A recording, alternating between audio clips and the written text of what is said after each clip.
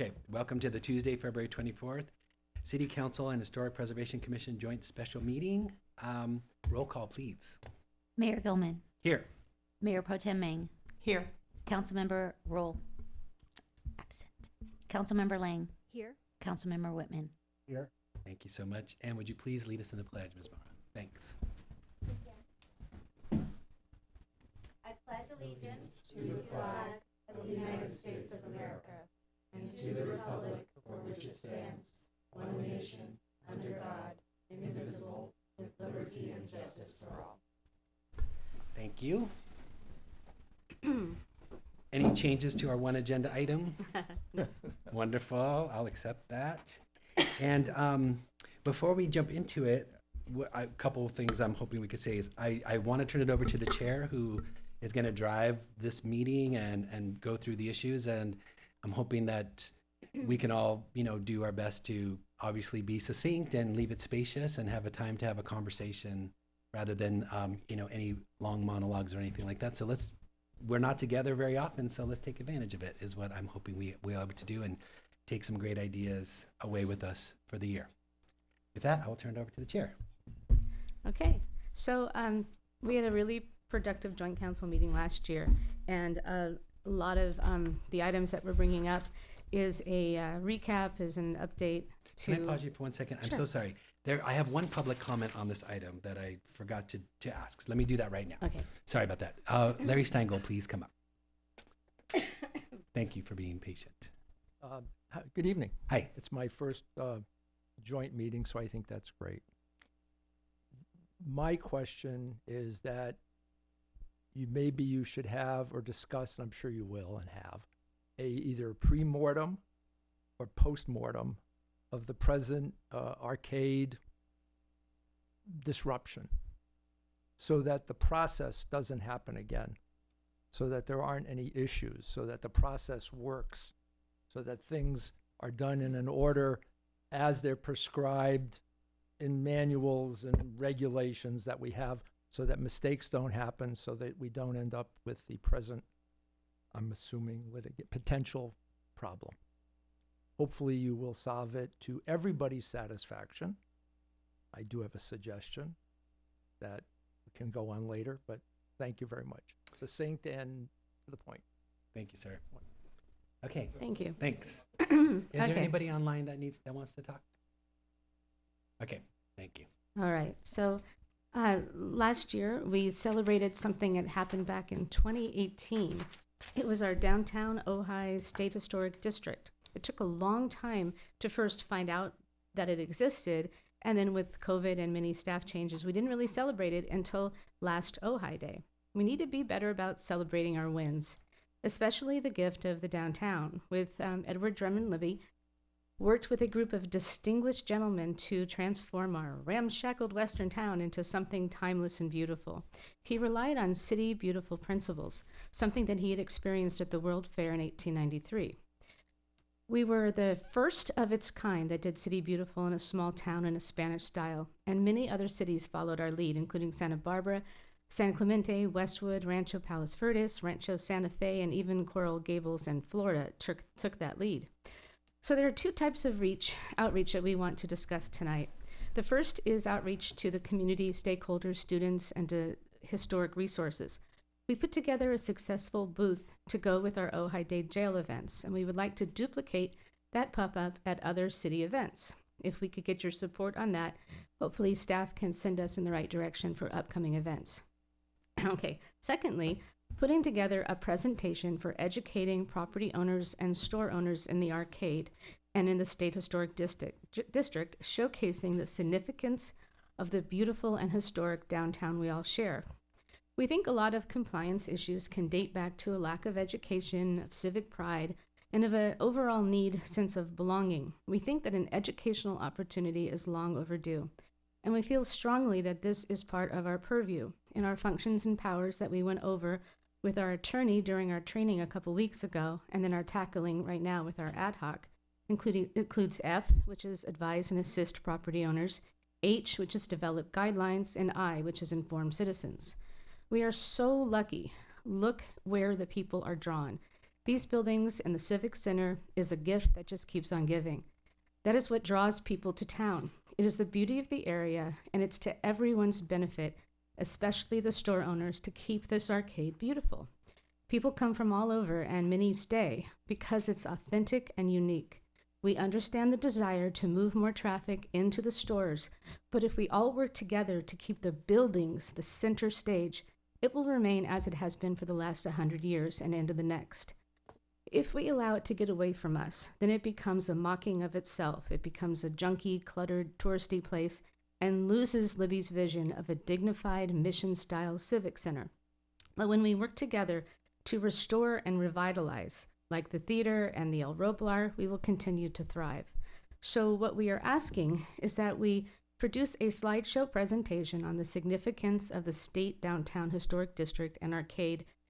And then after everyone has had an opportunity to view it and understand the founding principles and guidelines of the arcade, then we set a compliance date.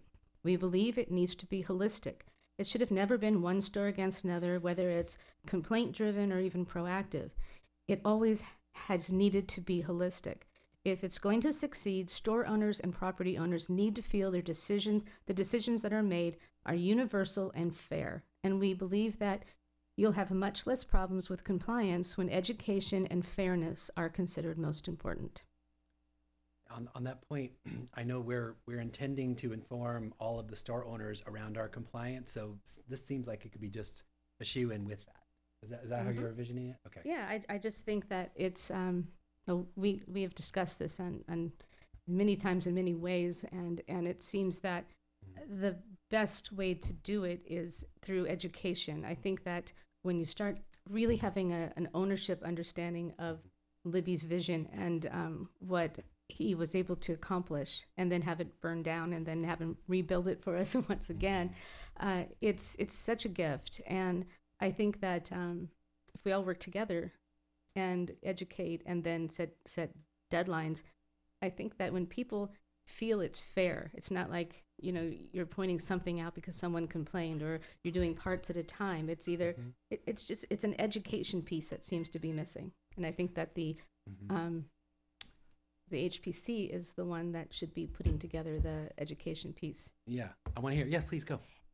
Actually, this aligns very closely with what we have been talking to the chamber about, and it's what we've discussed with the chamber is having this is why Ojai is so special, and then outlining all of our ordinances and all of the policies that we want business owners to adhere to for the very purpose that you're talking about. And so what this is making me think is that we should have a combined effort working with whatever education materials you want to provide, working with the chamber and seeing how we can coordinate our efforts. Because I think it is really important, especially as we have these one-off incidents where people are complaining and there are compliance issues. So this is something that we align with very closely with what you're saying. Yeah, please. Yeah, I was just going to say, we've spoken about this in our ad hoc, and we'd like to have a party, make it celebratory so that everyone sees the beauty and everyone can get a buy-in and everyone can meet everyone. It would be nice if all of the store owners and the renters, actually knew each other. We think that would build some goodwill and everybody's understanding. The other thing that I just wanted to say, I think also we need to have real clarity on what the HPC, how you fall as a quasi-judicial agency is. That's a larger topic. I definitely think we need to have the gathering of everybody, and city and chamber and HPC. And I think obviously you guys should lead the educational piece. So I had a similar question to what you just asked, which was, is there anything in the presentation that is not perfectly clear and 100% agreed upon? Because then if everything is, then no problem. If there's anything where you're wanting to have a conversation around a role, or if there's any gray areas, of course, that's different. But I don't see any reason why you shouldn't start with your presentation creation. I mean, with everything already agreed upon. Yeah, I mean, everything that we said here, it's just, there just seems to be that component missing. And getting everyone just to understand the history behind it.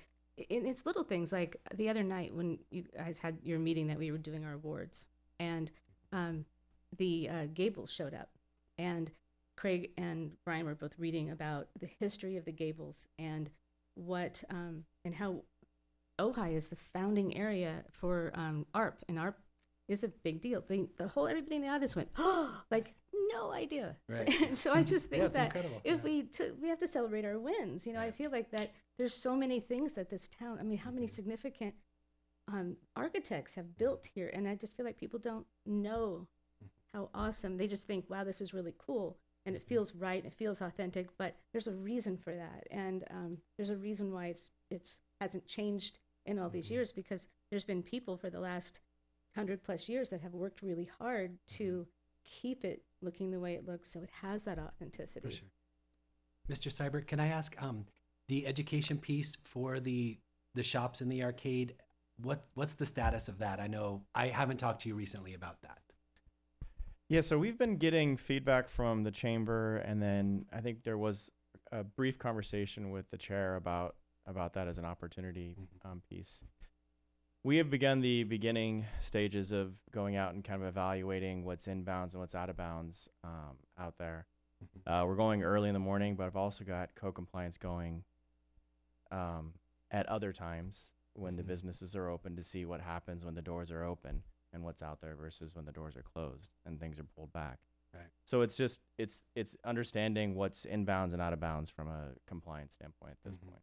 Do you see any objections or any things that you'd want to work out with this kind of joint education piece? I think it's a three-legged stool, right? Like the chamber, the city, as well as, well, obviously historic preservation is a part of the city, but the history piece is another stool piece. I don't feel comfortable representing the historical piece. I really think the body that's sitting here is the body that really should be kind of accentuating that. So absolutely. So you're saying, just to make sure I understand, you're saying you don't have any objection to joint education. You don't want to be the one who's delivering that portion of the education. That would be somebody from this group. Correct. I got it. Okay. Makes perfect sense. While you're still up there, can I ask, Okay. can we also, do we have the support to do a pop-up at different events, city events? We had these beautiful banners made. I don't know if you all got around to our booth to see it at Ojai Day, but and then we had a lot on loan from Treasures of Ojai, a lot of artifacts. We had all sorts of things in it, and really we had a lot of good conversations. And we have a level of expertise. When people come to us, we can help them before they come to you, before they start things. It's like we can have that conversation if they see us kind of pop up in a more of an informal thing, because coming in front of the city sounds cumbersome, but coming and talking to us at the park in the middle of a lavender festival is a lot less intimidating. Of course. And sure. we can direct people. And I can't imagine anybody would have any objection to you having a booth at any booth opportunity. I mean, I'm Agreed. happy to hear otherwise. I see no issues with it. Right. okay, Like what you did at Ojai Day seemed like you were well populated. There was lots of people there talking. It seemed great. It was beautiful to see. Please. Well, I've had a few people in the city ask me which compliance rules you're going to go by, because I understand there are two versions of this, Two versions of which rules are you talking of about? the rules for the business owners, as far as signage and stuff on the sidewalk. Right. So that's okay. So So we're there's going That's back. sort of an important part of this whole thing. yeah there's regulations as it relates to the Ojai Municipal Code, and there's design guidelines that also are basically a tier from the Ojai Municipal Code. So both of those pieces are being merged together to help influence and educate those representatives. I Yes. think Yeah, please. one thing that people need to understand is that the historical piece is like an overlay zone.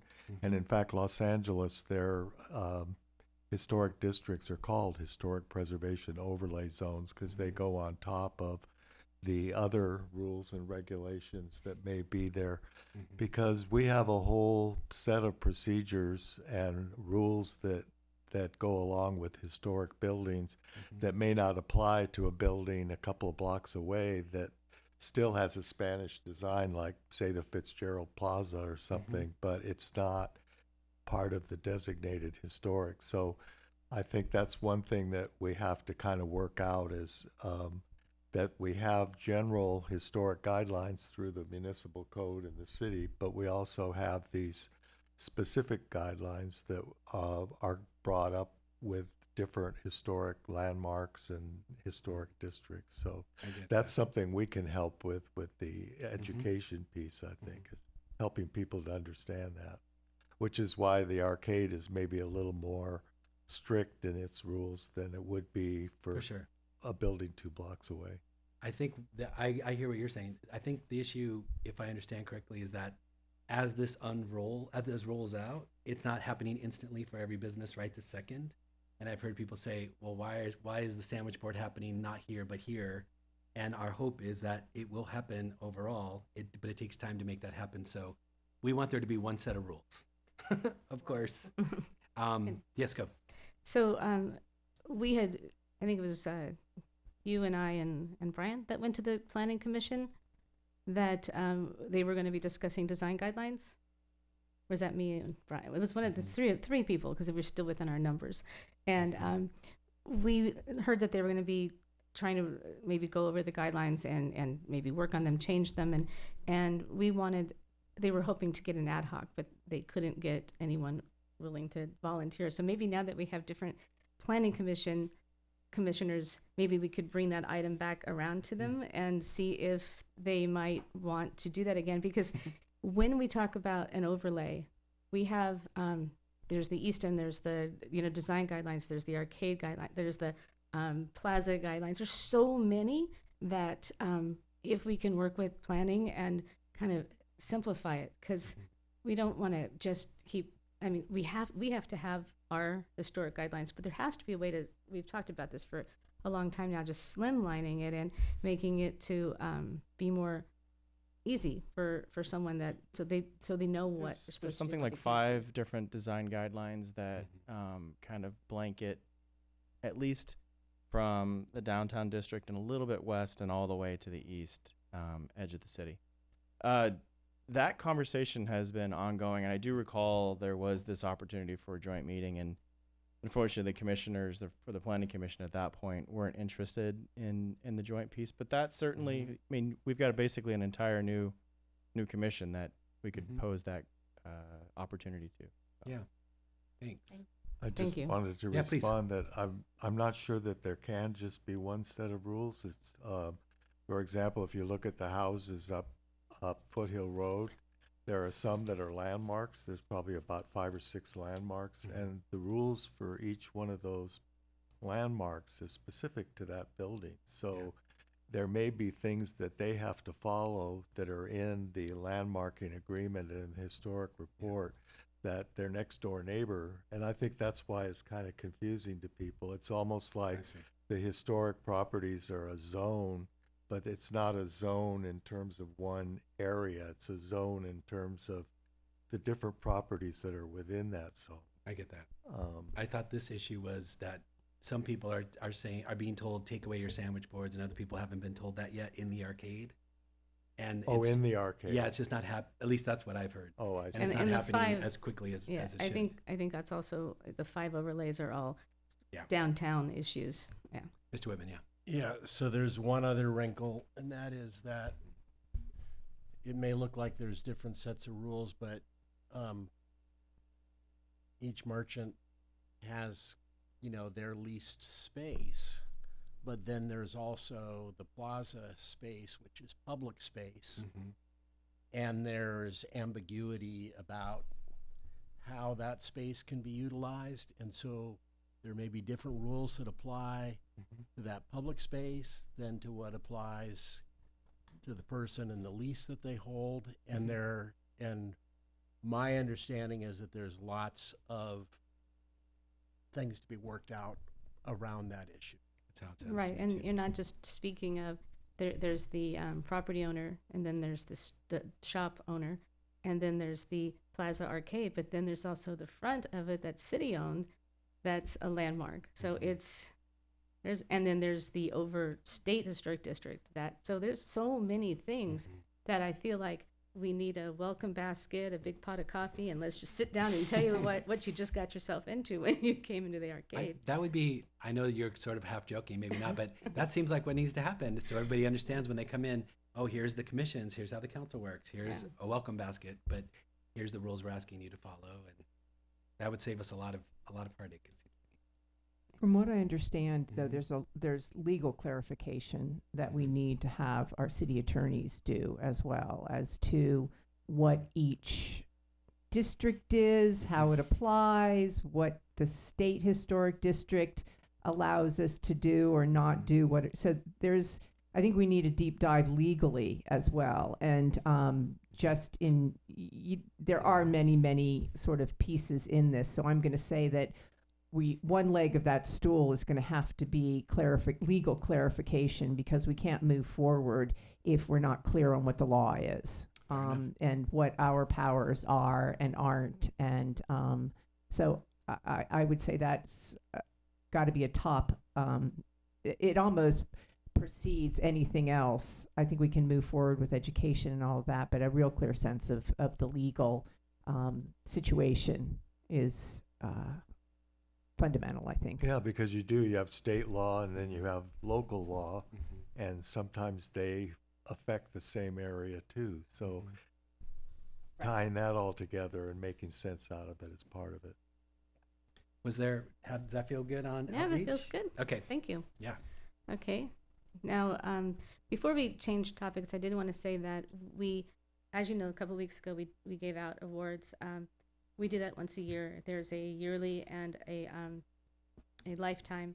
But we're noticing that maybe there's room for another award that is something that beautifies Ojai, the Ojai Beautiful sort of City Beautiful principles of this gift of Libby. So we're not ready to present it, but just know that it might be coming towards you at some point soon, that we just feel like there are opportunities to really celebrate people who, or buildings or situations that have really kept Ojai as magical and historic and wonderful as it is. And so we thought that adding one that was specific for that, so that might be coming down your pipeline. Sounds good. Okay, so next is this is about the survey. Last year at our joint council meeting, you gave us unanimous support to update our survey of historic resources, and then unanimous vote to fully fund it in the city budget. Thank you all for doing that. This is just an update. As you know, we picked our agency, Historic Resources Group, HRG, who just completed the city of Ventura. The city is in process of contract signing and hopefully will be starting in the next few weeks. The reason we're bringing it back to you is we just want to remind you that this is the #1 focus for the HPC goal for 2026. It is very important to the timeline that right now seems a little long, and we're hoping is a worst case scenario timeline, but that when there's a time when HRG needs to come to council, that you will give it priority and that you'll try really hard not to bump them. And we can control what's on our plate. We can make sure that to keep them to task by answering questions promptly and getting them onto our agenda whenever necessary. We also have Commissioner Walker, who will be their liaison, to keep everything flowing smoothly and efficiently. What is out of our hands is whenever it's necessary to come to you. So we're pleading that when HRG needs to come before council, that you'll make it a priority, and the same with the city staff. When they need to access resources, et cetera, that they are given priority. So thank you for understanding. We will be on top of this throughout the year in hopes that it could be done and expedited as well. And in the meantime, although the last survey was not adopted, the survey itself was never declared invalid. It was the agency's recommendations that came into question with adoption. So as we wait for our new survey, the 2011 survey is still a useful document that should be considered even with the precursor of unadopted, but please direct staff to look at it when considering permits and projects, that it could be helpful evidence which buildings might be historic. My request to you is, if an item comes up that we need to see in a very timely way, don't be shy about reminding us of the priority. Okay. Because it's hard to squeeze things in, but if it's important, we could do it. All right. Any other questions related to that? No, I have a comment, which is that I don't know if it was the last time around or the time before that, there was a lot of fear from the public about what a designation mean to them, and I think it would be good, you know, with your education part, Mm-hmm. to let people know that it really isn't something to be afraid of, to be designated as a building of significance. Yeah, I That- mean, that is one thing that with these, we only assume that just a few hundred of the thousands and thousands of buildings that they'll be looking at will actually be historic. So that actually can take a lot of weight off if you wanted to do something to your home that you know it's not historic. You can look at this document, see your number 2 on it, and know that it's nothing you have to be concerned about. But the ones, most of them would already kind of have that feeling like this house is, you know, it's old, it's special, it's has all these. So a lot of people already know, but I think that just being listed just puts into place it's our responsibility to let you all know that we have these resources, which is why you need a survey. But it's not a structure of merit. It's not a landmark. It's strictly just kind of a heads up before anything happens to it. And then, you know, that's when things come into play where, you know, we can hopefully protect the handful that it would be. But even with that, I still think that having public forums and opportunities and answering questions would be really helpful, because it does sound like, you know, something you're going on this report, but most of these homes, they've been on this report since 2011, and you know, it's like everybody kind of knows what's what, and you know, and it's just making it doing our job, doing our due diligence. No, thanks. Yes, Mr. Watt? Appreciate that. Yeah. Yeah, I think it's important for people to realize too that if they're a 1 on the survey, that doesn't mean they are historic or that they have been designated in some way. It just means they're potentially historic and it needs further study. So if someone who was a 1 on the survey came and said, I'd like to get Mills Act status and get my property taxes reduced, they'd still have to go that extra step to getting a further study done to go over and say, yes, this is historic, you are eligible to be a landmark. And the same with if they came and said, I want to demolish my property, and it's a 1, it doesn't mean that they can't demolish it. It just means that there has to be this extra step taken to review it and to go through that process, and it can still be demolished. We've had several on there that were 1s, but the further studies showed that they weren't historic. So it shows everyone whose place is potentially historic so that they can take further action. No, thanks. It occurs to me that there is that fear, you know, that someone, it's going to be historic and then they're going to get into a quagmire on being able to do what they want to do with their property. So I think part of the education piece, like we've talked about, is, you know, the idea of being a resource to people as well. And I know that we've heard that, you know, there can be expense related to further evaluation of your property, and who bears that expense. So if you're a 1 and you want to demolish, and you have to determine whether or not you are historic, I think some sort of guideline as to what that would cost, sort of what that procedure would be, would also be really important, because people will make up numbers in their head and, you know, make it more expensive than it is or more difficult than it is. So as an educational component as well. And I just wanted to mention that, you know, at your booth, you guys are this fabulous resource. Like, come talk to us. You know, we'll tell you anything historic you want to know. You want to know Libby's history? You want to know your house's history, your neighborhood's history? We have all of that.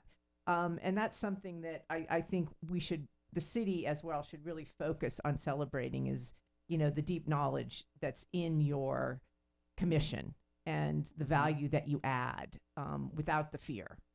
Like, let's take that fear away and let's add that value in, which the celebration is, you know, exactly the right way to approach it, I think. I love it. Anything else on that? All right. Okay. So going another thing that's sort of coming back, but it's not coming back to you, which is kind of funny. when I started attending HPC meetings, attended for about a year before becoming a commissioner, and then my first years as a commissioner, there was a time each year when the commission would bring forth potential resources for landmarking. It was in our budget, was money for doing 2 HRRs, historic resource reports. Then COVID happened, and simultaneously we pivoted to looking into the local district, and we stopped asking for the HRRs. And as we all know with budgets, if you don't use something, you often lose it. So, in fact, I think Lucas is the only staff or council member that was here before COVID working with the HPC. So, of course, you don't know that we did this. So what we are asking for is to have it come back into the budget and into the city's budget. Often property owners come to us thinking their home might be historic. Sometimes it might be a public building that stakeholders ask us, why isn't this a landmark? It's important to the future history of Ojai that we are able to assist those in getting these done, because we have a tremendous number of valuable resources by important and significant architects that should be landmarked, but often it's cost restrictive, what we're just saying, and for the property owner, and having the ability to assist that through providing an HRR and possibly a reduction or elimination of fees is both a benefit to the city, its people, and to the property owner. So we're asking that you would consider putting support for 2 HRRs a year back into our budget starting next year. And the dollar amount is? What do you think? Well, I 2. just think that there needs to be both the carrot and the stick. There needs to be incentives as well. For sure. And the city actually has a lot of incentives. They've got the Mills Act, the use of the State Historic Building Code. There's all kinds of opportunities for people to work with the city to waive certain requirements, like parking requirements and things, if they landmark their building. So if we can have that conversation with them and have that opportunity, but sometimes they'll say, well, how much would it cost me to landmark my place? And here's this public benefit that they're going to have to pay $5,000 or $6,000, $8,000, $10,000 to make happen.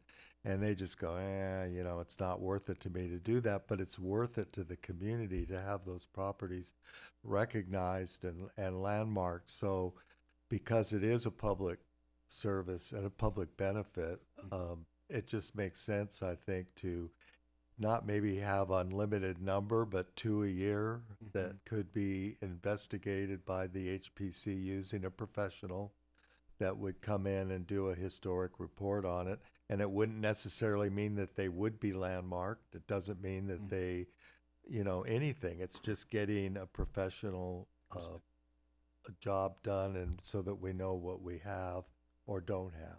So just to say, a proposal for the next fiscal budget would be something like $20,000. Yeah, no more than that. Something like that. More than 20? No, it said no more. No more than 20 for the up to. I'd have to check price. Well, you said Yeah. 5, 6, 7, 8. I'm trying to go Yeah. high, but you 20. basically I 2 think with something 20. like that. Yeah, and if you wanted to lower Uh-huh. the fees for also, that would help. I'm just asking to say what would we look at? I'm not. 20 maybe. And I think Mhm. it probably has to come to us It as a formal. No, I'm just Request noting. Yes. I'm making the note at this point. And What and I'm and a asking vote. is, do we have your support to go further?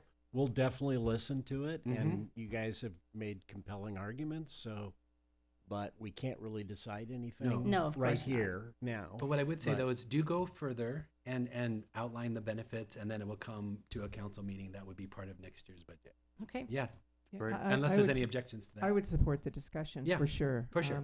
And I don't know if it would go through it would go into the budget committee as well. But anyway, I would Mhm. certainly support the discussion. I think you do make a compelling case, and I would be interested in finding ways Me to too. incentivize. I just didn't want to come show up at a budget committee meeting Thank you. without you knowing the backstory, that this is something That's that was done for years until COVID and everything. So this is so I wanted you to understand that this is it's a new ask, but it's not a new ask. Understood. So just to have a backstory to it. So when you do see it, you'll be like, oh yeah, I know Okay, a little bit about that. sounds okay. good. Are we done? So Yeah. next one is our ad hoc extension. So this is another item that is more like housekeeping. It's at our last joint council meeting, you all unanimously approved a 2x2 meeting, ad hoc, which it was Craig Walker and myself and Andy Gilman and Kim Meng. And then soon after that, Andy Gilman was replaced with Leslie Rule. And after several months of almost completing our mission of getting through our functions and powers, Leslie stepped down and Mayor Andy jumped back in. So we were almost at the point of being finished with all the back end work. And so we had our first meeting with, or second meeting, but first big meeting with Lucas and Maura, happened a couple weeks ago, to start going over what our interpretation of the functions and powers, and when we should be brought into conversations with properties that could be historic. And Lucas gave us a nice big 2-hour chunk, which was very nice, and we're gonna have to do it again. But we, at the attorney at the time, asked us to have an end date, and I think we picked 12/31/25, but we would like to have it to the end of this year. I'm hoping that the meetings can all be done before like June 30th, but I'd like to maybe meet at the 3-month spot and the 6-month to see if what we all are agreeing upon is being implemented and we all feel good about it still. So if everybody is okay with that, and the mayor and Kim don't mind putting a little bit more time. Yeah, and I thought about, with the change, I thought I would bring it back to our council to see, are we still, I'm happy to do it. I mean, I was happy to do it before. So are you continuing happy to do it? But if anybody, and if another council person really wants to do it, we'll hear that too, of course. But I don't, just gonna Brown Act it. Already, I feel like we have to turn Leslie upside down and take the knowledge out of her when we put it over to you, because then if we had a 4th person, then it's 4 people that have had. Fair enough. So I think we're better off just sticking where we're at. Yeah. If that's okay with And I'm you. happy to do it. I know that at one point we had the general guideline for ad hocs was 6 months. I don't know if, and I know that that was just a number, like nothing was ever pointed to any kind of regulation, but I think we should get clarity on, how long a ad hoc can, and I know it's probably loosey-goosey, but can legitimately meet. So I think clarity on that as well would be Ms. helpful. Burgess, what would you represent? Or what would you suggest? Thank you. Good evening. Hi. I think at the end of the day, what would be most important would be that it has a clearly defined term and timeline. So I think to start with, I would probably recommend maybe another 6 months, or if you think less than that would be adequate, potentially something less. But I think the bigger point is that it's not a standing permanent committee or commission. Right. So the idea of having it, what I had originally written it, that it would end on June 30th, but we would meet again 3 months and 6 months just to see how it was. And so does that mean it's still active if it's meeting? I would say that's probably still active, and so we could extend it, potentially another 6 months. Okay. Thank you. Fine. Thank you. A quick question: does the ad hoc, does the group meeting, if that changes, does that reset the clock for the ad hoc? Just curious. I don't think so. Okay. Yeah. Just curious. It's the ad hoc itself. Okay. Yeah. All right. Thank you. Thanks. Okay, any questions Everybody about okay? that? Super. All right. Now we're going to go on to our presentation. Yeah. This is this is a little carriage before the horse situation, where individually I think we've all talked to you about the railroad sign project, that interpretive sign that Craig and Rick have been working on, and they've talked to people in the community. And then we came and asked for a budget to get seed money to get it started, which you all unanimously gave us, but we've never actually asked you to support it and to know about it. So we figured the joint council meeting would be a good place to do a presentation and have Commissioner Walker walk you through what it is. So Thanks. Before you start, I apologize for being late, but I didn't get a copy. I'm wondering if there is an extra, and I don't want to take any. no, I'm fine. Okay, I can you've use my seen it. computer. All right. Thanks. Thank you. Way to go. Okay, well, we've been working on this. Rick is my partner in this, and we've been working on this for a year and talking to various people, getting ideas. And the HPC, one of our functions and powers is to educate the public about the history of Ojai and what makes it special. So we got this idea to have an Ojai Railroad Heritage Trail, which would be an overlay on the Ojai Valley Trail. So it wouldn't be a different trail, it would be the same one. And we would just install signage, interpretive signage along the way that would point out the history of the railroad and also the history of various places along the way. There'd be approximately 20 to 25 down to, on the Ojai Valley Trail, which would go down to Foster Park. And the county is very interested in picking it up and taking it from Foster Park down to Ventura. So hopefully we can work with them. The panels are 2 feet by 3 feet, set in a metal frame. They're similar to those used at the Ojai Meadows Preserve and Ventura County parks. The company tells me that here's a sample of what the graphic looks like in my hand here. It's a beautiful color. And they print the sign actually on both sides. Each side is guaranteed for 10 years. So when it gets to the 10-year point, and if it starts to fade, you can just flip it over. But also you can just print another one because they're not that expensive to make, so you can adjust them and substitute various ones. Let's see, whoops. Okay, the Nordhoff's railroad era. I'm going to give you a little background on the railroad era, which goes between 1898 and 1917 when Libby came in and introduced the Libby era. And the Ojai Valley, the Ventura and Ojai Valley Railroad was constructed in 1897, 1898 after a 10-year effort by the people of Ojai to get a railroad. But it got me to exploring a little bit about that era, which is a 20-year period from 1898 to about 1917. And a lot of people think, and I did myself for a while, that it was Libby that really brought Ojai into the modern era and that he was the one that really brought all the improvements that we have. However, the town experienced something of a golden age during that period when the railroad came in, and that 20 years were very productive and very growth oriented for the city. Or for the town. The 1898 railroad brought major progress to the town and the valley, and it also set the stage for the Libby era. But the influence of the railroad on Ojai, you have to back up to the very beginning of the railroad and the Transcontinental Railroad. That affected Ojai too. In 1869, the Golden Spike was pounded into Promontory Point in Utah, and that was going to result in a lot of people coming to the California and to the West. However, sales were very lackadaisical. Nobody wanted to come. The trains were empty.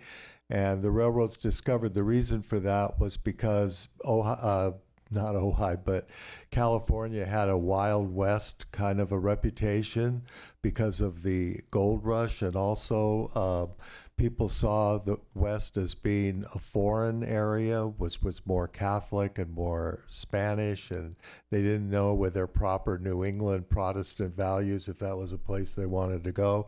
And the architecture with that Spanish architecture was a little weird. So people didn't want to come. So the railroads hired Charles Nordhoff, who you see the picture on the left. Charles Nordhoff was paid by the railroads to write a booster book called California for Health, Pleasure, and Residence, and it became a bestseller. Thousands of immigrants came to California. Many of them settled in Southern California, and some right here in Ojai. One of those, the Ojai Valley. One of those was Roy Surdam, the man on the right, who developed the town. He bought 1,300 acres in the middle of the valley that had oak trees, and he subdivided. You see a picture of the subdivision there. It was Ventura County's first planned community. It was the first city that started with no city. It was just a drawing, and then the people filled it in as time went along. So that was kind of a distinction. Now, what really got the train fever going was when the train arrived in Ventura in 1887. And at that time, the people of the Ojai Valley, all 300 of them that lived up here in the Ojai Valley, decided that they wanted to get the train to come up the 16 miles into the town of Nordoff and to be used for economic and purposes here. So for the next 10 years, they formed committees and they bought up right-of-way areas, and they raised money to try to get the Southern Pacific interested in bringing the railroad here. Developers also planned improvements to the town and to the area. They thought all these people were going to come now that the railroad was in Ventura. And so there was quite a land boom at the time. There were developments planned in Mirramani around Mirror Lake, in Upper Ojai, up in Matilahaw Canyon, and at Nordoff on the west side of Nordoff. I'll tell you more about that. And in fact, an article in the Ventura paper said things were so busy in the town of Nordoff that there are no flies on anybody in the Ojai Valley. They're all busy. Thanks. One of the developments is interesting. This is the Ojai Park development, and those of you that work with city deeds might recognize the Ojai Park as one of the former developments in Ojai. This was put in 1887. There was a group of local investors that had this whole area laid out by surveyors, and they even built up in Stewart Canyon a reservoir and piped the water down to it. And the idea was just west of Ojai. If you look at the bottom, you see Ojai Avenue, and you can see where it makes that bend where Bristol Road is now. But back then they were going to name it Seesaw. And it all goes all the way over to Del Norte. Del Norte's on the left, Rincon is over on the right. And this was all going to be developed, and it was going to be fancy homes and villas with a park in the middle of the circle and a big hotel up at the top. But unfortunately, the boom went bust, and that didn't happen. Let me see, yeah, that didn't happen. The boom went bust, and so the place never was developed at all. However, much of the property was purchased 30 years later by Edward Libby. All of the property over to the left was purchased by him for his Arbolada development. And I found it interesting that he picked up on that idea of a Tony villa neighborhood with windy roads, but that had already been in place 30 years before with this development that never happened. The train finally arrived in Nordoff in 1898. The Southern Pacific was never interested in spending the money or the priority to come up into the valley. So there were independent railroad men. One of them was Captain John Cross from Pasadena. He was hired to come up, and he financed the railroad, and he also built the railroad, and it was opened to a grand celebration in March of 1898. The Ojai branch was noted at the time in various articles in the newspapers at the time for several things. First of all, it's steep 3% grade. Most railroad grades are 2%, but the railroad going from Casita Springs up to Mirramani was 3%, which meant that all the trains going north could only have 5 cars on them to be able to pull up that hill. So it was noted for that. Also, there was a trestle built in Devil's Gulch. Right now, there's no trestle. It's all filled in with dirt, but originally that dirt wasn't there. And it was a big trestle, 240 feet long and 80 feet tall. So it was one of the biggest trestles that had been built in Southern California at that time. And also it was known for the beauty of the route.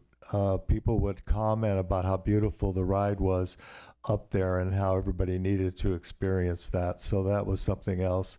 The railroad ran from 1898 to 1969 when it was abandoned after the big floods. And in 1982, the right-of-way was purchased by the county of Ventura and converted into the bicycle, pedestrian, and equestrian trail that we know today. And the opening of the trail was in 1989. This was the Nordoff Depot. It was amazing on Facebook. Nobody could remember exactly where it was. some people thought it was way over on the east side of Bryant Street. Some people thought it was more right next to Fox. Well, if you look over on the right, that was an aerial photograph I found online from about 1942, and the top street is Fox Street, which doesn't go down to the athletic center yet, which wasn't there.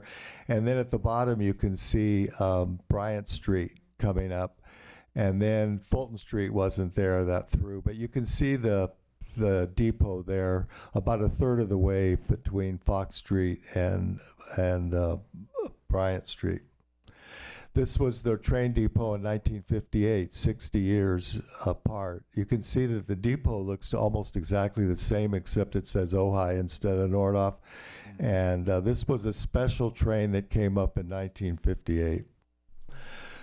There were 2 stations in Ojai, or the Ojai proper, the area around the city. There was the Nordhoff station, and then there was Grant Station, which later became known as Matilaha Station. Grant Station is the property is where Rotary Park is now. That's what it was originally used for, was the railroad station. And the land was donated by K.P. Grant, that owned a huge ranch that covered all the area that we now think of as the Y. There were 3 main ranches there. There was the Grant Ranch, there was the Miners Ranch that became Miners Oaks, and there was the Kerfoot Ranch that became Crotona. So those were the big ranches in the area. And produce was then loaded onto the train at that station to take to Ventura. And then people who came up from Ventura would disembark there for Matilaha Canyon Resorts, the Krishnamurti Talks in the 20s and 30s, Camp Comfort, and the Villanova School. So there were people that would use that. And there were many other stations along the way. There was a station in Miramani called Tico Station, one in Oakview called Oakview, and Casita Springs. In fact, Oakview was given its name by the station. They named it Oakview because the station was named Oakview, because when it was actually, the town was built, it was more, it wasn't oaks, it was all like fruit trees. The town of Nordhoff grew considerably. It got bigger, more stores. In 1903, the fountain was built. It was built as a memorial to Evelyn Nordhoff, Charles Nordhoff's daughter, who died young, and a couple of ladies donated that. It's still there in the pergola. It was moved back when the pergola was built. The pergola was built around it. And you can see the Boy Club over on the top left there, just across the bridge. And when the railroad came through, there was a group form of local people called the Ojai Improvement Company, and they bought up the whole east side of that Ojai Park tract. They bought that up. They built the Foothills Hotel that was one of 3 top luxury hotels in California, aside from the Potter Hotel in Santa Barbara, the Raymond in Pasadena, and the Hotel de Coronado in San Diego. It was quite an attraction. A lot of wealthy people came during this era and stayed here. And the Ojai Improvement Company also bought and subdivided the Foothills Park development, which were all the lots along Foothill Road that they sold to wealthy Easterners that would come here. So that was a big improvement for the town too. This is a green and green built by Charles Pratt, who was the secretary of the Standard Oil Company, who would come out here every winter. And then there were other beautiful homes. These are all like landmarks now for the city of Ojai. There's the O.W. Robertson House, and then on the right is the Edward Libby House, and there's several others up that street. And most of those, the owners themselves have landmarked them. They recognize the value of getting the Mills Act and getting the help and restoring it. So almost all of those properties, the owners themselves asked to be landmarked. And then the Ojai Improvement Company bought up all the land around the inn, the hotel, which was across from the stores, what we now call Libby Park. There was this inn in the front, and then there was kind of a park-like area in the back, and they bought this in and they refurbished it and got it ready for all these tourists that were going to come. And then the Ojai Tennis Club, which started in 1896, they had a couple of crummy courts down Montgomery Street, and the Ojai Improvement Company leased the land behind the inn, and they became the Upper Libby Courts. So these are still there, the Upper Libby Courts. They were built in 1900, and they formed the nucleus of the tennis tournament at that time. And then the Sherman Thatcher bought a section of the front of the park from the Ojai Improvement Company to build the Boyd Club. One of his students died while on a camping trip, and the parents, who were wealthy, who lived in San Rafael, they donated the money to the school. But he said, don't donate it to the school, let's give something to the town. So they built this as a recreation center for the young men of Ojai. It was right near the tennis courts, and it had games in it and basketball and so forth. And then 1957, the city of Ojai started its recreation department, and one of the first things they did was they purchased the Boyd Club and moved it out to Sarzodi Park. And so that Boyd Club, built in 1903 during the railroad era, is still there. They filled in the front porch and made that an office area, but you can see it looks pretty much like it did back when originally. One of my first memories of living in Ojai in 1957 was going down on my bike and watching this process of moving that. And then I think Ojai really knew it arrived in the 20th century when this building was built. This was the bank. Originally, the bank was just a small storefront in the arcade where the Ivy is now. If you go in there, you can still see the vault. But they built this wonderful neoclassical building designed by a famous architect, Silas Reese Burns, who also worked with Sumner Hunt to build the Pierpont Inn and a lot of other things for Mrs. Pierpont. This was the King's Daughters. That was the Ojai Valley, became the Ojai Valley Women's Club, which is still there. And Mrs. Josephine Pierpont, her first husband died, Ernest, and then she married this wealthy book publisher, Ginn. You may have heard of Ginn Textbooks, Ginn. Well, he owned the company, and they were married for 7 months before he died. And she was the executor of his will, and he said in his will he wanted a third of his estate to go to to nonprofits and to public goods. So she used the money to finance and build this Ojai Women's Club. This building was built before the railroad era. This was the Presbyterian Church. The money and the plans for this church were donated by Charles Nordhoff himself. When he was traveling in California, he'd never been to Nordhoff, but he wanted to go see what it was all about since they named themselves after him. And he and his wife were distressed because there was no proper church in town. Everybody went to church at the schoolhouse. So Mrs. Nordhoff, when she got back to New Jersey, she sent the plans and the money for them to build this church. At first, it was built in the East End. It was out in the East End of town. The property that was donated by the Soul family, it was on the Soul Ranch, and it was part of that. That very piece of property is now used by the fire department for the fire station. And then in 1899, during the railroad era, they decided to consolidate the town a little more, and so they moved the church down to a second location, which was on the corner of Montgomery Street and Ojai Avenue. So what you're looking at there is that southern portion of Montgomery Street branching off on Ojai Avenue, and there's the church right there about where the Fitzgerald Plaza or the Nest is located now. And then if you walk down Montgomery Street and shoot back, there's a picture of the church looking northwest, and across Ojai Avenue in the background you see the primary school, the elementary school that was there before they built the current school there it is.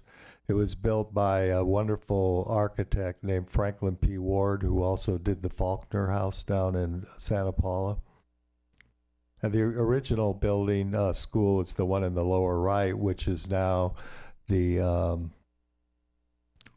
I'm blanking on the name, the inn there on Matillo Street. Lavender Inn. Yes, it's the Lavender Inn. And then in 1911, Nordhoff High School was built, and this was the building. This building was actually still there when I went to school, took classes in this building. It was demolished in 1967. And there's a picture of Walter Bristol, who was a very important man in the early days of Ojai. He was the first principal at Nordhoff High School. And there's his staff there. Those are the women that were the teachers. You probably recognize this house that was on the corner of Montgomery and Ojai Avenue. That's the building that was the Porch Gallery, and it was the Montgomery Baker home. It was the first residence in the town of Nordhoff, and it was added on to by the Baker family, who came in about 1886. And there's the house as it was back at the turn of the century. The youngest daughter was Helen Baker. She was born here in Ojai in that house. And you see her feeding the chickens on the left. And there's her. She was one of the first graduates from Nordhoff High School. And that's a picture of her on the right. And she grew up and she credits her childhood in Ojai for growing up to become California's first professional lobbyist or environmental lobbyist. She was an environmental lobbyist. She started out getting rid of all the billboards that used to clutter all the roads. She got rid of those in California. And then she was responsible for a lot of our environmental laws, like CEQA. Her organization put CEQA through, put the Wild and Scenic Rivers Act, the Coastal Act, and many other acts. We can thank this Ojai native, Helen Baker. And then another woman, since the museum is celebrating women of Ojai, I thought I'd mention, she was one of Ojai's first librarians. That was the first library. It was located originally. They did a lot of moving around to these buildings. That building was originally where the Art Center is now, and then it was moved up onto Lion Street. It's still there.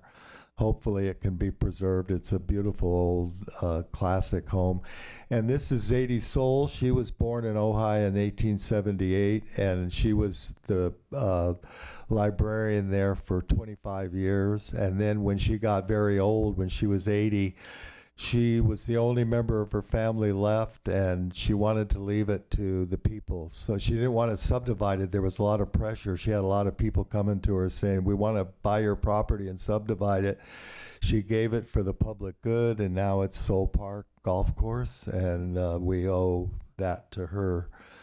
And then one of the last buildings built during this era was the theater, the ISIS Theater it was called in those days.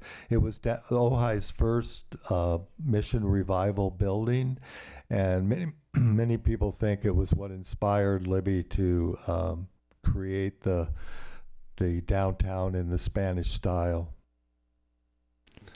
And there's Nordhoff became Ojai in 1917, and I think it's amazing that you can look down this picture and it looks pretty much like today. So I think someone from the 1920s or the 1910s could look at that and say, yeah, that's my home, that's Ojai. So the Ojai Heritage Trail would have a series of signs, kind of like this one, that would describe the route, the history, but also pick up on some of the historical locations. This one was one Colleen McDougall put together just to kind of show possibilities, that shows the railroad route and describe it, and then the Ojai Depot. And these would go along the trail. And this is a picture that actually shows that trestle that they built what's no longer there. But over the last year, we've been talking to various people, and we've gotten a lot of support from the community. The Historic Preservation Commission is obviously in favor of it and behind it. The Ojai Valley Museum wants to help and make this like an exhibit for them that they can put out in the community.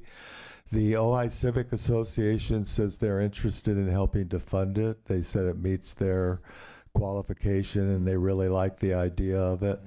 The Ojai Valley Chamber of Commerce, I talked to their last director and he thought the chamber would be very much interested in it. Charles Johnson, the kind of lead historian for Ventura County, he was very interested in helping out. The Rotary Club, I asked them because one of the first ones that we want to put in is down there at Rotary Park, and so they were all for it, and they said, you have our permission.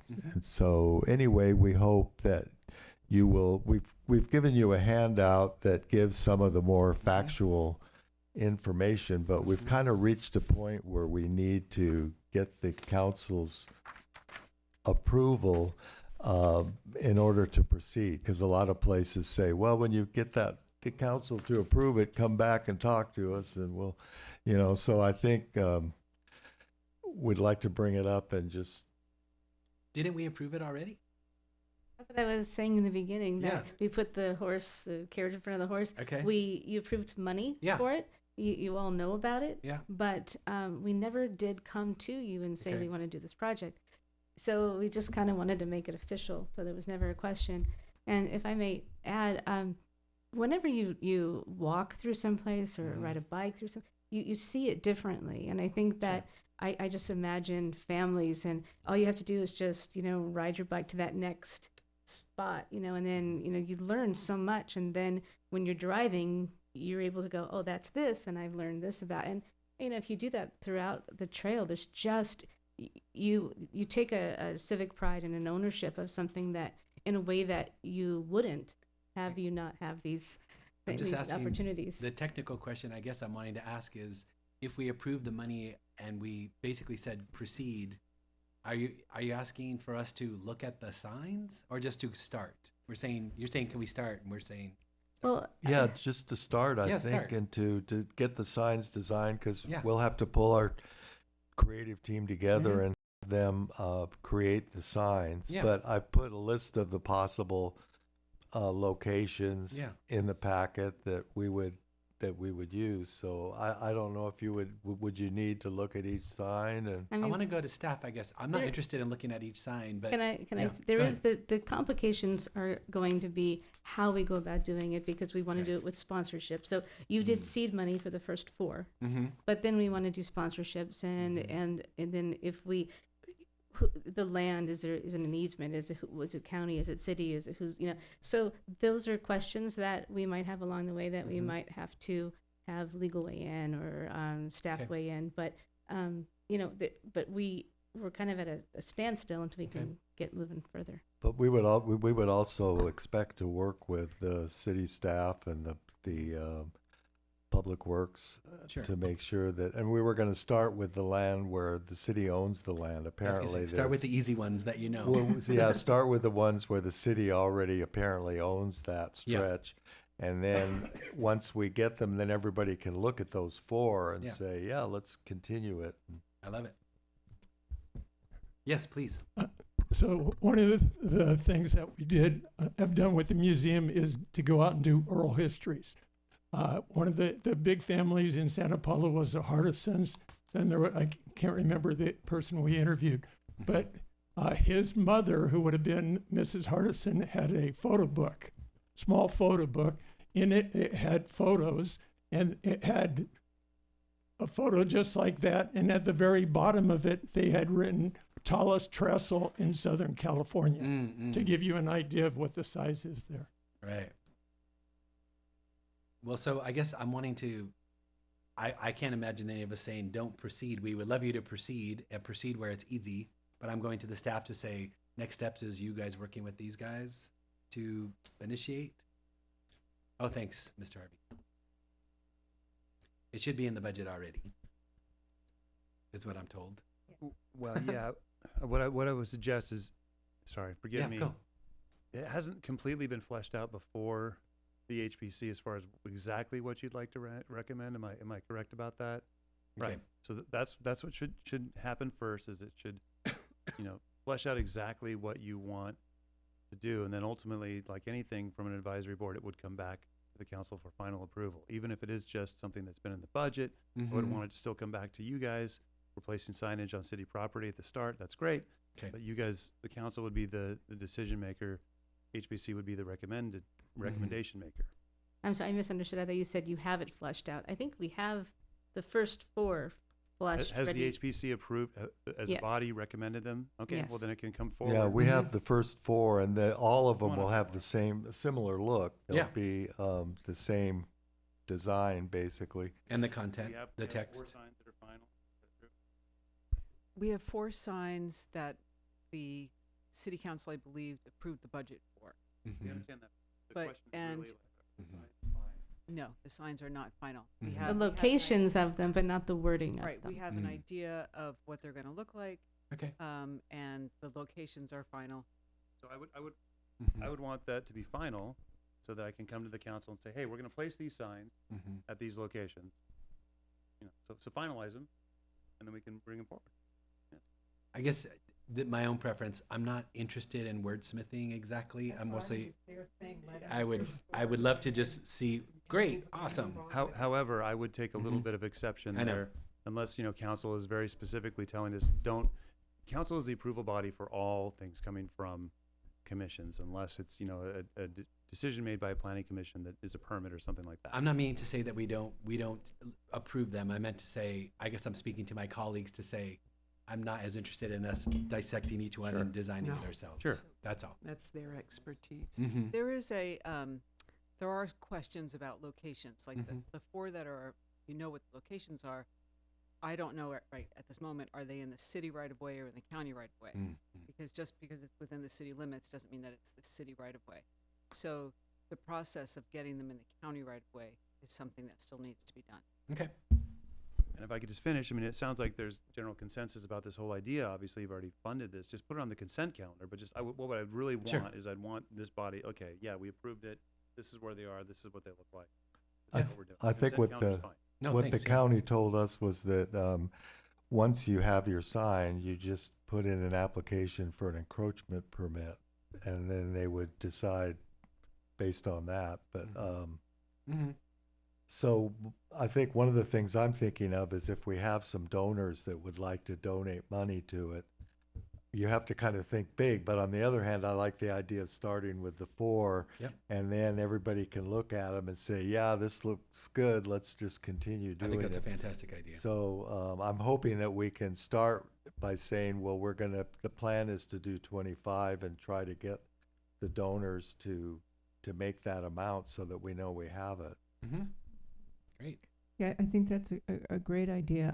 I don't know how involved the city needs to be for those right-of-way encroachment permits. Is that something, I guess we would need to figure out if our planning department would do that to the county, or it would be something you would do, and. Well, Rick and I talked to Lindy, and she said that she could help us with getting those encroachment permits. So, Great, Mhm. that's perfect. yeah. Yeah, Super. perfect. I think we have a plan. And that's all we have to talk about tonight. Wonderful. Okay. No, thanks. This is great. So the one bullet point is any other items. So I personally, I would love to say how much I'm appreciating you, and if there's anything we can do to support you, I want to hear it and I want to help. Is there anything else on your mind that we can hear? I think Yeah. what's on our mind a lot is what we're doing in our ad hoc. Understood. And when the HPC comes into a project, Mhm. saving everyone a lot of time and problems, Mhm. getting to us first. So I think that is what you're going to be. If you went around and asked everybody, that's going to be the forefront of our mind of, why weren't we brought in, or when can we be brought in? And that's what, our ad hoc is doing. So I think that when we finish that up and we have an understanding going forward, I think it'll solve problems in the future. But I hear you. So I think that Yeah. is something that's on all of our minds, but Mhm. I I think think a it's- lot of the problems that we've seen is because maybe this piece of it didn't get into the process soon enough. So Mhm. if we, as soon as we can get the whole evaluation and everything as part of the process, because by the time it often gets to us, the applicant has already paid architects and made all kinds of plans, Mhm. and then it's almost seemed a little bit after the fact. But if they can get in and we can have a conversation, these are the benefits, these are the things you'll have to watch out for, these are, I think that will help to get that done sooner rather than later. but that is what we're in the middle of with, as you know, with our Mhm. so. And I just want to reiterate again, me and you to be entity community under value of the history. It's real, it's authentic, it's not solving, and Right. also resource you guys are deep knowledge that you have, and your well as your compulsion to share it is quite Mhm. it's so laudable. So I need to say Mhm. thank you for that, and really example a commission that's trying to do good for the community. So Ditto. want to thank you for that. If we can help you, we want to help you. You're here to I act. do. Yeah. Thank you. Interesting note to the railroad station. In 1969, massive floods out the railroad. That railroad supplied all of the ability for the customers to get product here and to enter the packing house and then on from there. And I'll never forget those rocks rolling down Reeves Road. I mean, it was awful. And my mother-in-law was head of a packing house. He had a big decision.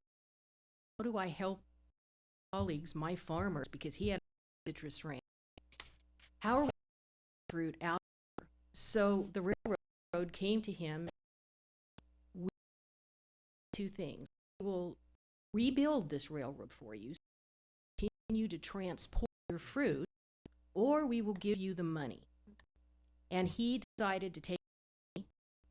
And so that is why all the fruit is packed out of Ojai now and is not gone by railroad. Interesting. That's an interesting thing that I know, my husband knows, but not very many people do know.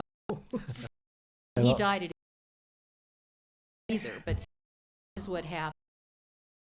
You look at Ojai as it was, and I just hope this town can, 100 years, continue to look like that. I very much worry looking at the state laws that have been passed, what destruction can be done with these assembly bills and these bills, that we don't have any protections anymore to keep our historic buildings and properties. Our state is very important to that end. I mean, Santa Barbara is going through it now, mission up there. You can read about this, but it's terrible. We need to do this quickly so we can save this beautiful town. And it's not just the town, it's the whole environment. That's all I have to say. Thank you. Appreciate that. Anything else? Great. I appreciate it very much.